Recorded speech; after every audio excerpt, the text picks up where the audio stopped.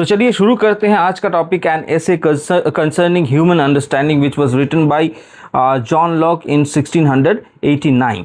और क्वेश्चंस को सॉल्व करते हुए हम आगे बढ़ेंगे और इसके ज़रिए इस ऐसे को अच्छे से समझेंगे, क्योंकि हमारे यूजीसी नेट में भी ऐसे हो या कुछ भी हो, नॉवेल हो, वो एमसीक्यू के पैटर्न में ही क्वेश्चन पूछा जाता है। तो एमसीक्यू के ज़रिए मैं 100% बता रहा हूँ कि अगर आप इस वीडियो को देख रहे हैं तो आप समझ जाएंगे कि इसका कंटेंट क्या है, इसके अंदर क्या है और क्या इंपॉर्टेंट है और क्या नहीं है। तो चलिए देर ना करते हुए आगे बढ़ते हैं, पहले क्वेश्चन में आते हैं और उसको सॉल्व करते जाते हैं। कुल मिला के यहाँ पे 10 क्वेश्चन है। पहले आप लोग कोशिश कीजिएगा, अगर गलत हो रहा है तो कोई बात नहीं, और अगर आप इसका समरी पढ़ के आते हैं फिर इसको सॉल्व करते हैं तो और भी ज़्यादा मज़ा आएगा। फिर भी चलिए शुरू करते हैं। In book 1 an essay concerning human understanding, John Locke famously refutes मतलब खारिज करना the doctrine of innate idea. Innate idea क्या है वो भी समझाऊंगा। इनेट आइडिया को वो खारिज करते हैं। तो विच स्कूल ऑफ फिलोसॉफी और contemporary group was his primary target in his critic. तो उन्होंने कौन से कंटेम्पररी ग्रुप या फिर फिलोसॉफिकल ग्रुप को क्रिटिक करते हुए रिफ्यूज़ किया था इनेट आइडियाज़ को। ठीक है, तो ऑप्शंस को जल्दी से पढ़ लेते हैं। ऑप्शन में क्या है? द स्कॉलेस्टिक एरिस्टोटेलियंस, ठीक है, जो एरिस्टोटल को विश्वास करते थे। उसके बाद है द कैम्ब्रिज प्लेटोनिस्ट एंड रैशनलिस्ट, जो कैम्ब्रिज के पढ़े हुए ज्ञानी थे और प्लेटो को मानते थे और रैशनलिस्ट खुद को कहते थे। और एक तीसरा ऑप्शन है द लॉजिकल पॉजिटिव विट्स, मतलब वो लोग लॉजिकली पॉजिटिव चीज़ों को मतलब उस पर विश्वास करते थे। तो इसका सही आंसर आपको क्या लग रहा है? सही आंसर है कैम्ब्रिज प्लेटोनिस्ट एंड रैशनलिस्ट, ये इसका सही आंसर है। अब इसके बारे में थोड़ी सी जानकारी आपको मैं दे दूं कि जैसे कि किस चीज़ को खारिज किया जा रहा है, रिफ्यूल्स कहा गया है और बोला गया किसको? डॉक्ट्रिन ऑफ इनेट आइडियाज़ को। अब ये इनेट आइडियाज़ क्या है? ठीक है, आइडिया क्या है? ये एक कॉन्सेप्ट है जो ट्रू और प्रिंसिपल सपोर्ट करता है ऐसे चीज़ों को जिसमें ये माना जाता है कि ह्यूमन माइंड में पहले से ही जन्म के साथ साथ ही कुछ चीज़ हमारे दिमाग में रहती है और इसी चीज़ को जॉन लॉक विश्वास नहीं करते। उनका ये मानना है कि नहीं, हमारा जो दिमाग है वो पूरा खाली रहता है। और जो कैम्ब्रिज प्लेटोनिस्ट है, जैसे कि प्लेटो के बारे में भी आपको पता होगा कि उन्होंने कहा था कि हम अगर आर्टिस्ट भी है, अगर हम कोई नया आर्ट कर रहे हैं, वो कुछ भी नया नहीं है, वो पहले से भगवान ने हमारे दिमाग में दिया है, फिर आर्टिस्ट उसको दुनिया में तैयार करता है। ठीक है, मतलब रियलिटी से बहुत दूर का चीज़ है ये, ऐसा उन्होंने कहा था। तो समझ में आया आप सबको, उम्मीद करता हूँ। तो सीधी सीधी बात है कि ये लोग किस चीज़ पर विश्वास करते थे? इनेट आइडिया पर विश्वास किया करते थे, इनेट आइडियाज़ पर। ठीक है, इसी चीज़ को जॉन लॉक ने खारिज किया अपने इस एसे पर। आगे बढ़े, क्वेश्चन नंबर 2 को सॉल्व करते हैं। क्वेश्चन नंबर 2 में क्या बोला गया है? बोला गया है Locke uses the famous Latin phrase tabula rasa का इस्तेमाल करें to describe the state of human mind at birth. How does this translate and fit into the empirical framework. तो उन्होंने टेबुलर रासा का सिद्धांत, जो एक लैटिन वाक्य है, उससे लिया है और बोला गया है कि वो माइंड का कंडीशन क्या होता है जन्म के समय पे। How does this translate and fit into empirical framework. तो इस फ्रेमवर्क में किस तरह से उन्होंने इसको, मैंने नए तरीके से कैसे उन्होंने कहा, टेबुलर रासा को किस तरीके से समझाया है। तो डिवाइन लाइट, ऑप्शन ए है divine light implying knowledge is illuminated by God. Option B reasoning animals implying innate intellectual faculties. Option C blank slate imply all knowledge comes from experience. तो last वाला option ही सही है, option number C is the right answer. उनका मानना था कि हमारा जो दिमाग है वो टेबुलर रासा है, यानी ब्लैंक स्लेट है, यानी कोरा कागज़ की तरह समझ लीजिए। इम्प्लाइज होता है all knowledge comes from experience, हमारे अंदर स्लेट भरता है सारे एक्सपीरियंस के द्वारा, हम जो अपने जीवन में कर रहे हैं उन सब एक्सपीरियंस को मिला के कहा जाता है। तो यही उनका मानना था, ठीक है। John Locke argue that the mind is a blank slate of paper, a blank sheet of paper void of all characters until experience write upon it through sensation and reflections। ये एक सेंटेंस जो मैंने पढ़ा, इससे आप लोग समझ लीजिए कि जॉन लॉक का क्या मानना था। आगे बढ़ते हैं, क्वेश्चन नंबर 3 में आते हैं। क्वेश्चन नंबर 3 में क्या पूछा गया है? According to Locke what are the fountain heads or source from which all the ideas spring? तो कहाँ से सारे के सारे आइडियाज़ हमारे दिमाग में ईजाद होते हैं? सीधी सीधी बात यही है, अकॉर्डिंग टू लॉक, ठीक है। हमारे हिसाब से नहीं, लॉक के हिसाब से, ठीक है। Option A sensation and reflection, option B reason and faith, option C imagination and memory. तो सही आंसर क्या है? सेंसेशन एंड रिफ्लेक्शन, इसके द्वारा सब चीज़ हमारे दिमाग में एंटर करती है। Locke maintains that external objects provide the mind with sensible qualities, यानी sensation, and the mind innate operations on these ideas provide another set reflection, ठीक है। तो पहले सेंसेशन होता है, फिर उसका रिफ्लेक्शन होता है। मतलब पहले आप चीज़ों को देखते हैं, देखने के बाद उसके प्रति एक रिफ्लेक्शन देते हैं। अगर नहीं देखेंगे तो वो रिफ्लेक्शन भी नहीं बनेगा, ठीक है। आगे बढ़ते हैं, क्वेश्चन नंबर 4 में आते हैं। क्या पूछा गया है? Lock distinguish between primary and secondary quality. बड़ा ही इंटरेस्टिंग चीज़ है ये, तो मुझे बहुत अच्छा लगा। Primary and secondary qualities of objects, which of the following is an example of secondary quality according to his definition.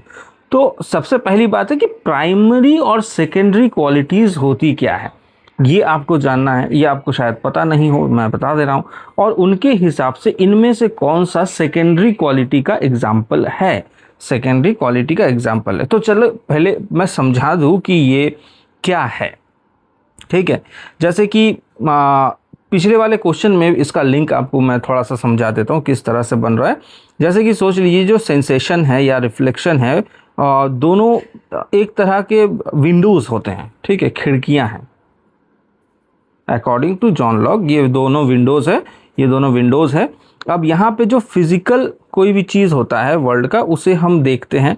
या फिर जैसे कि एक आपने एप्पल देखा, वो रेड कलर का आपको दिख रहा है, और क्योंकि इसलिए दिख रहा है क्योंकि आपकी आंखें उस लाइट को देख पा रही है और आपकी ज़बान उस एप्पल के स्वाद को समझ पा रही है, ठीक है। एक एप्पल, हाँ एक एप्पल है, तो इस एप्पल को आप देख रहे हैं, ये रेड कलर का है और इसका जो टेस्ट है वो स्वीट है, ठीक है, क्योंकि इसमें शुगरी चीज़ है, ये शुगर होता है केमिकल, वो इसमें आपको मिलता है, ठीक है। नेचुरल शुगर है इसके अंदर। तो जो भी हो, ये आपको पता कैसे चल रहा है? बिकॉज ऑफ योर सेंसेशन, ठीक है, आप उसको देख रहे हैं। हमारा जो माइंड होता है वो आइडिया प्रोवाइड करता है कि जैसे कि रेडनेस है, स्वीटनेस है, या वो क्रिस्पी है। आप ये आइडिया जो लगा रहे हैं, ये सब जो है वो आउटसाइड वर्ल्ड का है, ठीक है। और इसका रिफ्लेक्शन क्या होता है? रिफ्लेक्शन होता है जो माइंड ऑब्जर्व कर रहा है, ऑपरेशन कर रहा है, आइडिया इट ऑलरेडी रिसीव, जो आपने पहले भी इसको खाया जब होगा, तब आप नेक्स्ट टाइम जो कर रहे हैं उसका रिफ्लेक्शन दे रहे हैं। थिंकिंग, नोइंग, रिमेंबरिंग और डिज़ायरिंग, कुछ भी जो भी है वो आपका रिफ्लेक्शन हो गया। अब इसी के साथ साथ इस क्वेश्चन का भी आंसर कहीं ना कहीं समझ में आएगा। जैसे क्या है कि जो प्राइमरी है वो क्या है? अगर मैं सोचिए यहाँ पे एक एप्पल को बना देता हूँ पहले, ये एक एप्पल है, ठीक है, ये एप्पल है। तो इस एप्पल को आपने देखा, आपने क्या सोचा? आप सोचेंगे कि ये एप्पल जनरली रेड कलर का होता है, ग्रीन भी हो सकता है, हालांकि रेड कलर का होता है। इसका जो शेप है वो क्या है? वो गोलाकृति है, थोड़ा बहुत टेढ़ा बेढ़ा है, अलग बात है। ये टेस्ट में स्वीट है। ये सारी चीज़ें आप देख रहे हैं, जो आपको लग रहा है वही सेकेंडरी है, मगर ये प्राइमरी नहीं है। तो प्राइमरी क्या क्या होगा? प्राइमरी भैया इसका शेप होगा, ठीक है। क्या क्या होगा मैं बता रहा हूँ कि इसका जो शेप है वो राउंड टाइप का है, इसका एक वजन है, वेट है, इसका एक ये एक स्पेस कंज्यूम कर रहा है हमारी पृथ्वी में, ठीक है। तो ये क्या है, ये जो चीज़ है, ये सारी चीज़ें आप उतने अच्छी तरीके से फोकस नहीं कर रहे। आप पहले बोल रहे कि ये मीठा होता है, लाल होता है। अब देखिए कि मीठा और लाल के बारे में एक अजब चीज़ आपको पता चलेगा। लाल कलर हर किसी को नहीं दिखेगा। अगर कोई बंदा कलर ब्लाइंड होगा, वो कैसे देख लेगा? जैसे कि आपको अजीब चीज़ मैं बता देता हूँ। आप लोग तो फेसबुक यूज़ करते हैं। फेसबुक के मालिक का नाम क्या है? Mark Zuckerberg. उन्हें उन्हें रेड कलर नहीं दिखता है, नहीं दिखता। इसीलिए ये बहुत लोगों को नहीं पता है कि फेसबुक का जो लोगो है वो ब्लू कलर का है। क्यों है? बिकॉज वो ब्लू कलर देख पाते हैं, वो रेड को भी ब्लू देखते हैं। इसीलिए उन्होंने अपनी कंपनी में रेड कलर को उतना ज़्यादा तजव्वुर जो कहते हैं वो नहीं दिया, ठीक है। हालांकि आपको इंस्टाग्राम थोड़ा रेडिश टाइप का दिख रहा होगा, मगर वो उनका कंपनी नहीं था पहले, उसने उसे बाद में खरीदा। तो फेसबुक जो है वो मार्क ज़करबर्ग का ओरिजिनल कंपनी है, पहले से ही था उनका, बाद में बाकी कंपनी को खरीदा। तो मार्क ज़करबर्ग रेड एप्पल को रेड नहीं देख पाएंगे, वो रेड एप्पल को ब्लू देखेंगे। तो इसीलिए दूसरे बंदे के लिए ये एप्पल नहीं हो सकता है रेड।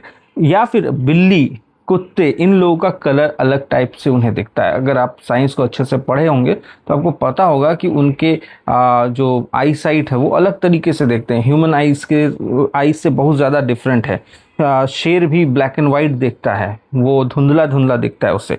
तो इसीलिए ये जो चीज़ है, आप जो प्राइमरी सोच रहे हैं कि वो स्वीट होगा या फिर वो आपका रेड कलर का होगा, ये सेकेंडरी थॉट है, ठीक है, सेकेंडरी क्वालिटी है। प्राइमरी क्वालिटी उसमें क्या है?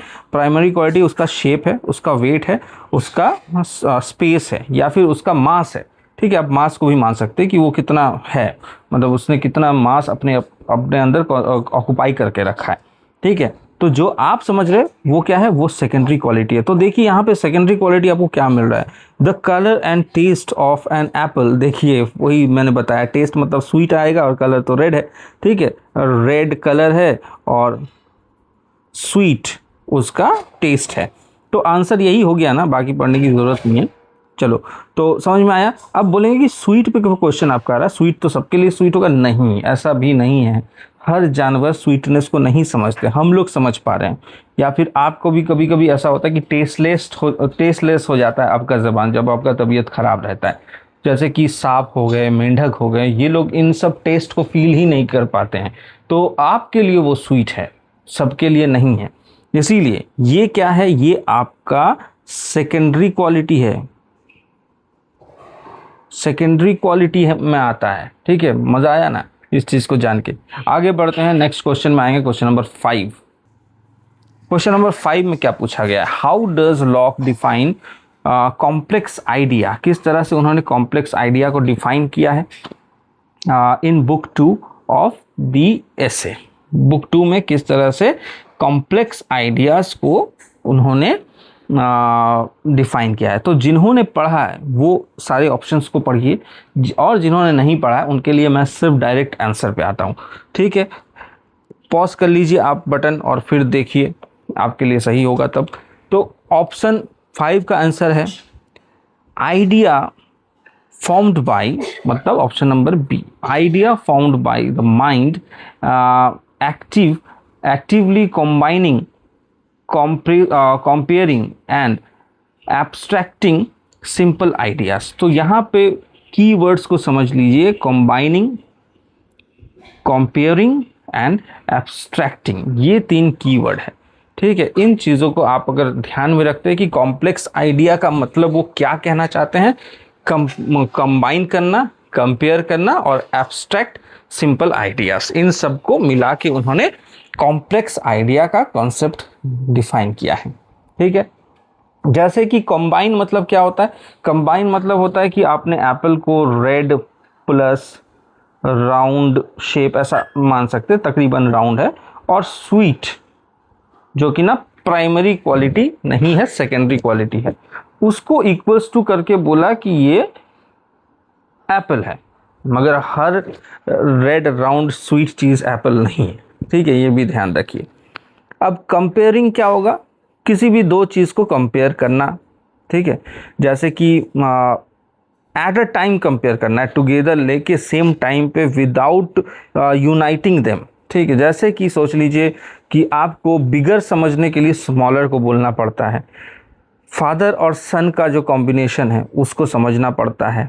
इस तरह से आप चीज़ों को समझते कंपेयर करके। बहुत सारी चीज़ें जो हम कंबाइन करके समझते हैं, बहुत सारा चीज़ें जो हम लोग क्या बोलते हैं कंपेयर करके सीखते हैं।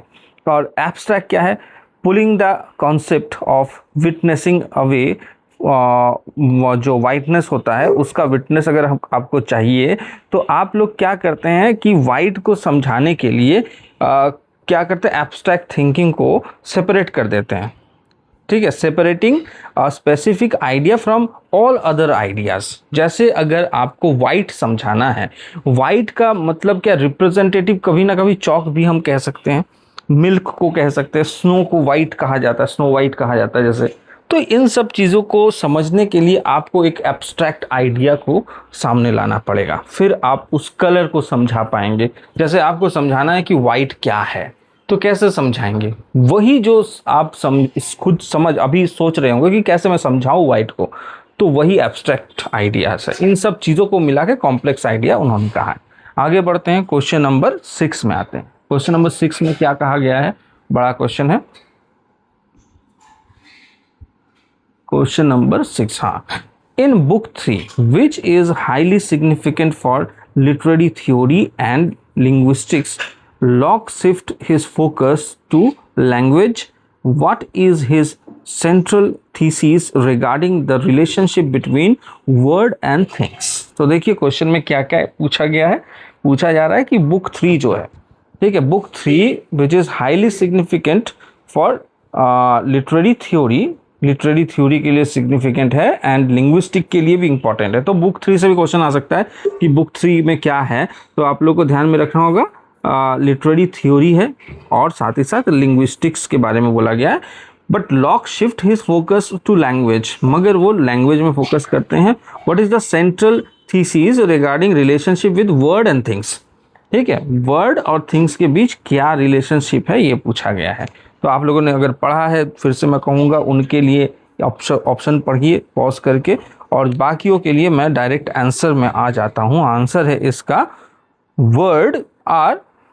Word signify idea in the mind of speaker, not the things themselves directly. ठीक है, ये बोला गया। वर्ड्स जो होते हैं वो सिग्निफाई आइडिया करते हैं in the mind of the speaker, not the thing themselves directly.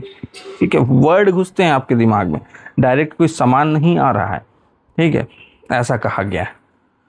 मतलब उनका कहना है कि पहले हम लोग वर्ड को ही सोचेंगे, बिना भाषा के हम सोच नहीं पाते हैं। तो बिना भाषा के थिंग नहीं कर सकते हैं, कोई भी थिंग को हम समझ नहीं पाएंगे। जैसे अगर मैं सोचूं कि एक बड़ा सा कोई चीज़ है जिसके पहिए होते हैं, जो एक कंटेनर लेके जाता है, तो आपके दिमाग में कुछ बन रहा होगा। या फिर मैं डायरेक्ट बोल दूं कि एक ट्रक, तो आप डायरेक्ट समझ गए चीज़ को, ट्रक, क्योंकि उस टाइप का कुछ और भी तो हो सकता है, हालांकि होता नहीं है, फिर भी हो सकता है। क्वेश्चन नंबर 7 में आते हैं। क्वेश्चन नंबर 7 में क्या पूछा गया है? Lock introduces a critical distinction between nominal essence and real essence. तो पूछा गया है कि इन दोनों में क्या अंतर है, नॉमिनल एसेंस और real essence. What does he meant by the nominal essence of gold, और नॉमिनल एसेंस ऑफ गोल्ड क्या है उनके हिसाब से। तो फिर से यहाँ पे आपके पास 2 ऑप्शन हैं, तो आंसर में डायरेक्ट में आता हूँ। The abstract complex idea of gold include its colour, weight and malleability by which we define and named it. जैसे कि ये जो एब्स्ट्रैक्ट आइडियाज़ है, जो नॉमिनल आइडिया है ऑफ गोल्ड क्या है कि आप गोल्ड को समझने के लिए क्या उसका ध्यान में रखते हैं, उसका कलर, वो उसका वजन, उसका मेलिबिलिटी, मतलब वो किस तरह से किसी भी चीज़ में ढल जाता है, मतलब उसको तो बहुत तरह के शेप में हम ला सकते हैं, तो वही है, उसमें एक लचीलापन है, वो मेलिबिलिटी होता है। ठीक है, अब नॉमिनल एसेंस क्या है और रियल एसेंस क्या है इसको समझते हैं। जैसे यहाँ बोला गया nominal essence and real essence. Nominal essence it completely create by human mind. जो नॉमिनल एसेंस है वो ह्यूमन माइंड द्वारा तैयार होता है। जैसे कि गोल्ड, जो गोल्ड है, टू अस, हमारे लिए the nominal essence of gold is defined, we create, हमने ही क्रिएट किया है कि वो चमकदार होता है, वो शाइनी होता है, वो येलोइश कलर का होता है, हेवी मेटल है, that is malleable and meltable in fire, उसे मेल्ट भी किया जा सकता है, वी कॉल्ड इट गोल्ड। ठीक है, यही नॉमिनल एसेंस है। अब रियल एसेंस क्या है? रियल एसेंस कुछ हद तक हम अगर जाए ना, तो ये प्राइमरी जो क्वालिटीज़ है उसके ऊपर ही आधारित है।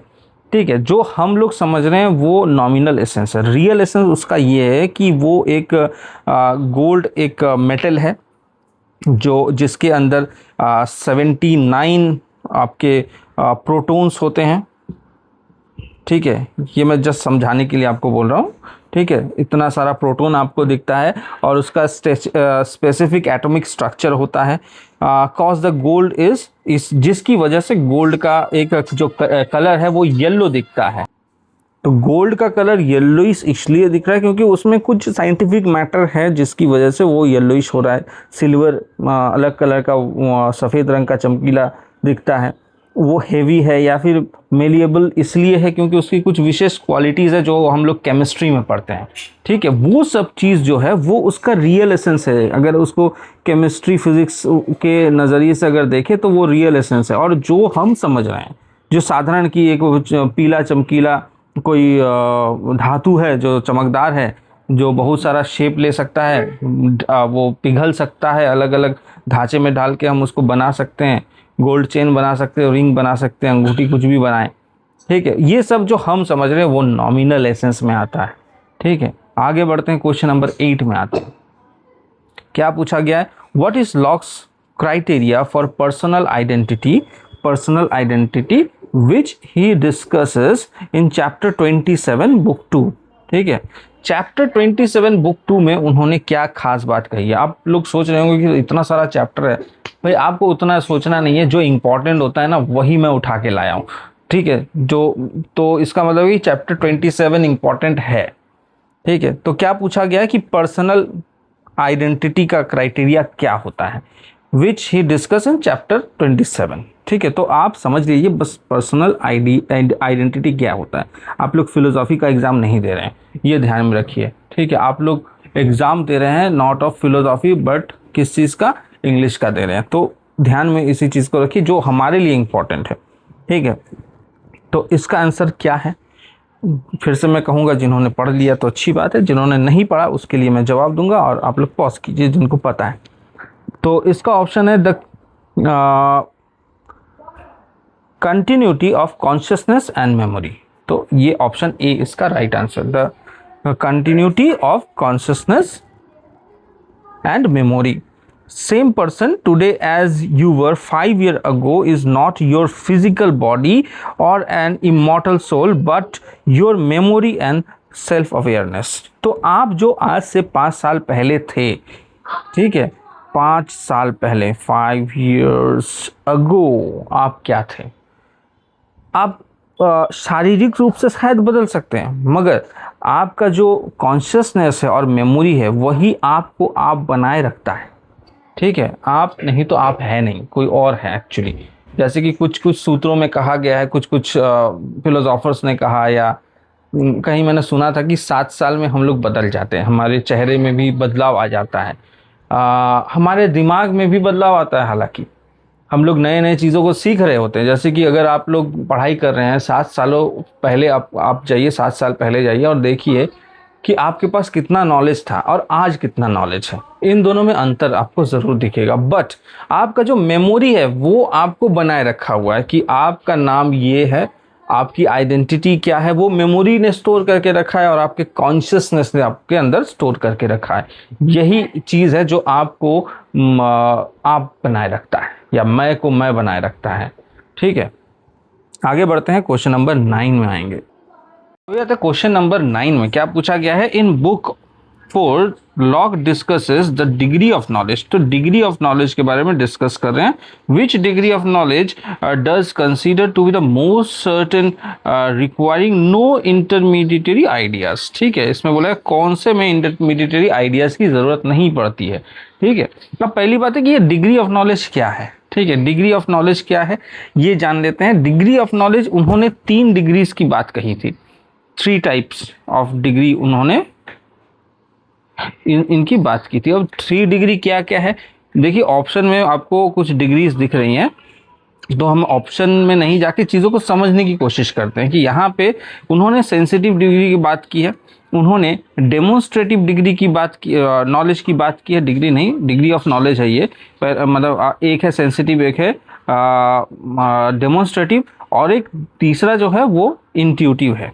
ठीक है, ये 3 है। तो पहले नंबर पे ये आता है, इंट्यूटिव आता है, दूसरे नंबर में आता है डेमोन्स्ट्रेटिव, और तीसरे नंबर पर आता है आपका सेंसिटिव, और ये वाला कुछ है ही नहीं। ठीक है, प्रोबेबिलिस्टिक नॉलेज ऐसा बोल के उन्होंने कुछ मेंशन नहीं किया था अपने एसे में। उन्होंने मेंशन इन तीनों चीज़ों को कहा है। पहली बात इंट्यूटिव नॉलेज, दूसरा है डेमोन्स्ट्रेटिव नॉलेज, और तीसरा है सेंसिटिव नॉलेज। तो इसका आंसर क्या है, आंसर क्या है, तो इसको समझ पाएंगे, ऐसे ही नहीं समझ पाएंगे। इंट्यूटिव नॉलेज का मतलब होता है कि वो नॉलेज, जैसे कि हम लोग इमीडिएट डिग्री को समझते हैं, मतलब इमीडिएट हमारा दिमाग चीज़ों को अग्री या डिसएग्री करता है। जैसे कि आपको बहुत ज़्यादा मुश्किल नहीं लगेगा इन चीज़ों को समझने के लिए कि एक सर्कल जो है वो ट्रायंगल नहीं है। इस बात के लिए कोई प्रूफ की ज़रूरत नहीं है कि ये ऐसा है इसीलिए हेंस प्रूफ, वो सब नहीं करना है आपको। ठीक है, आप डायरेक्ट समझ रहे हैं कि बिरयानी और फ्राइड राइस है, आपसे पूछा जाएगा जो बिरयानी है और फ्राइड, ये वाला बिरयानी है, ये फ्राइड राइस नहीं है, तो आप समझ गए ना, सीधी सीधी बात। आप इसके लिए क्या तहकीकात करेंगे, आप सोचेंगे कि बिरयानी में ये तत्व होते हैं, ये इसमें है कि नहीं, मैं सच, ऐसा कुछ नहीं है। आप जाते हैं दुकान में, आप जानते हैं कौन सा बिरयानी का दुकान है, वहाँ पे अगर मिल रहा है चीज़, आप वहाँ से खरीद ले आते हैं। बस सीधा सीधा जो समझ में आता है, तुरंत जो समझ में आता है, उसमें किसी चीज़ की ज़रूरत नहीं है। जैसे कि एक मैथमेटिकल क्वेश्चन को सॉल्व करने के लिए आपको बहुत सारे स्टेप्स को मतलब कंप्लीट करके फिर आगे बढ़ना पड़ रहा है। सभी मैथ में नहीं, मगर बहुत सारे मैथ्स में ऐसा आपको करना पड़ता है। बट जो इंट्यूटिव नॉलेज है, इसमें ऐसा कुछ भी नहीं है। वो आप डायरेक्ट समझ गए कि the circle is not a triangle, white is not black, या फिर कुछ और अगर आप सोच रहे हैं कि मैं तुम नहीं, तुम मैं नहीं, सीधा सीधा, इसमें क्या आपको सोचना पड़ेगा, CID को लाना पड़ेगा, ऐसा कुछ भी नहीं है। ठीक है, अब आगे आते हैं जो डेमोन्स्ट्रेटिव है। डेमोन्स्ट्रेटिव में मगर वो थोड़ा सा कम इमीडिएट रिस्पॉन्स करता है हमारा माइंड, उसमें आप स्टेप बाय स्टेप, जो कि ना मैथमेटिक्स में यूज़ होता है हेविली। ठीक है, तो डेमोन्स्ट्रेटिव है जो हम लोग मैथमेटिकल इक्वेशन के द्वारा चीज़ों को समझ रहे हैं कि भाई ये रिश्ते में मेरा कौन लगता है, मैं कैसे समझूं चीज़ों को। तो एक इक्वेशन कर रहे हैं ना आपको, जो रीजनिंग वाला सवाल होता है कि कौन किसका क्या लगता है रिश्तेदार, तो उसके लिए आप कहीं ना कहीं कैलकुलेशन कर रहे हैं। ठीक है, स्टेप में आके फिर एक कंक्लूजन में आते हैं कि इसका जवाब ये होगा। ठीक है, थोड़ा सा इसमें आपको दिमाग लगाना पड़ता है। और सेंसिटिव क्या है, सेंसिटिव तभी होता है जब आप उसको प्रैक्टिकली फिजिकली चीज़ों को सेंस के द्वारा समझते हैं, वो होता है सेंसिटिव डिग्री ऑफ नॉलेज। ठीक है, तो यहाँ क्या पूछा गया था, यहाँ पे पूछा गया था to be the most certain require no intermediary idea, कोई भी आइडिया की ज़रूरत इस वाले में नहीं है, इंट्यूटिव नॉलेज में नहीं है। भाई सर्कल इज नॉट ट्राइंगल, कोई ज़रूरत नहीं है ज़्यादा कुछ समझाने की। बच्चे को दिखाइए, छोटे बच्चे को दिखाइए 2 शेप, और एक बार कह दीजिए कि ये ट्राइंगल है, ये सर्कल है, तो वो आराम से समझ जाएगा कि किसको सर्कल कह रहे हैं और किसको ट्राइंगल कह रहे हैं। अब आते हैं अगले क्वेश्चन में, क्वेश्चन नंबर 10, आखिरी क्वेश्चन हमारा, बहुत ही इजी सवाल है, सीधी सीधी बात है। आप क्वेश्चन को पढ़िए, आपको बताना है कि एसे ऑन मैन किसने लिखा है, यही पूछा गया है। ठीक है, तो essay on man William Wordsworth नहीं, जॉन ड्राइडन नहीं, ड्राइडन नहीं, जॉन डन नहीं, ये जॉन मिल्टन भी नहीं, बहुत सारे जॉन है ना, जॉन सीना को भी आ जाना चाहिए था। चलिए, Alexander pope is the right answer. Alexander pope ने लिखा था an essay on man, Alexander pope ने लिखा है एन एसे ऑन क्रिटिसिज्म, और वहाँ पे उन्होंने एसे ऑन मैन में इंस्पिरेशन लिया था इस वर्क से, यानी जो जॉन लॉक का लिखा हुआ है N essay concerning human understanding, इससे उन्होंने एसेंस लिया, उन्होंने चीज़ों को समझा और फिर एसे ऑन मैन में उसके कुछ लिंक्स का इस्तेमाल किया। वो इंस्पायर हुए थे जॉन लॉक से। वो केवल जॉन लॉक से ही इंस्पायर नहीं हुए थे, केवल मात्र लॉक से ही इंस्पायर नहीं हुए थे, वो साथ ही साथ न्यूटन, आइजैक न्यूटन जो हमारे वैज्ञानिक है जिन्होंने ग्रेविटी का सिद्धांत दिया था, उनसे भी प्रभावित थे। उसके बाद उन्होंने एन एसे ऑन मैन को लिखा, मेंशन किया। अगर आप लोग इसे जानना चाहते हैं, एसे ऑन मैन के बारे में जानकारी प्राप्त करना चाहते हैं, तो कृपया करके हमारे वीडियो को विजिट कीजिए। पिछला ही वीडियो मैंने उसी पे बनाया हुआ है, आप एसे ऑन क्रिटिसिज्म भी देख सकते हैं, वो भी इन्हीं का लिखा हुआ है, अलेक्जेंडर पोप का लिखा हुआ है। आप लोग चाहे तो ड्रामेटिक एन ऐसे ड्रामेटिक पोइजी भी विजिट कर सकते हैं। वीडियो को देखिए और इसी तरह के छोटे छोटे वीडियो से आप बहुत स्टेप बाय स्टेप आगे जाएंगे। जैसे कि ना, अगर आपको डेमोन्स्ट्रेटिव नॉलेज समझना है जहाँ पे स्टेप बाय स्टेप सीखा जाता है चीज़ों को और धीरे धीरे करके आगे बढ़ते हैं। एक बार में तो आप फटाम से नहीं आगे बढ़ सकते, धीरे धीरे जा सकते हैं। तो मैं भी धीरे धीरे टॉपिक्स को बना रहा हूँ, आप लोग देखते रहिए।